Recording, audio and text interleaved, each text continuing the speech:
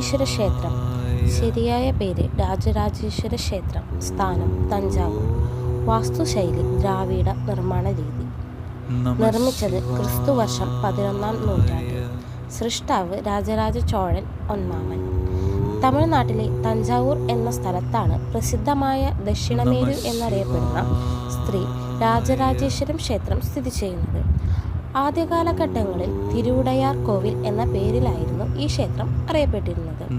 പെരിയ കോവിൽ എന്നും രാജരാജേശ്വര കോവിൽ എന്നും ഇത് അറിയപ്പെട്ടു.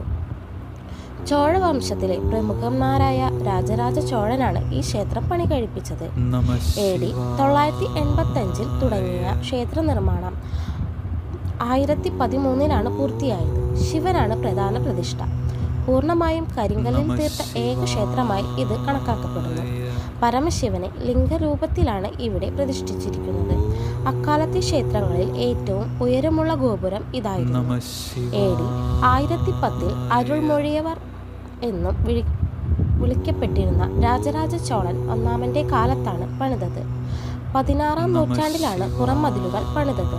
66 മീറ്റർ ഉയരമുള്ള ഗോപുരത്തിനു മുകളിൽ ഗോളാകൃതിയിലുള്ള വലിപ്പമേറിയ കലശം ഉണ്ട്.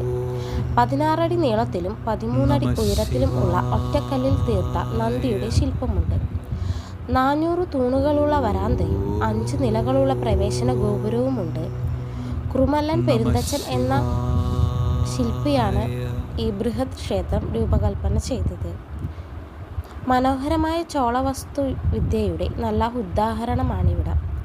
യുനെസ്കോ ലോക പൈതൃക സംസ്ഥാനമായി ബൃഹദീശ്വര ക്ഷേത്രത്തെ സ്ഥാപിച്ചിട്ടുണ്ട്.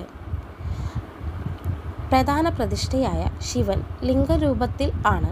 ഒറ്റക്കല്ലിൽ നിർമ്മിച്ച ഈ ശിവലിംഗത്തിന് 8.7 മീറ്റർ ഉയരമുണ്ട്.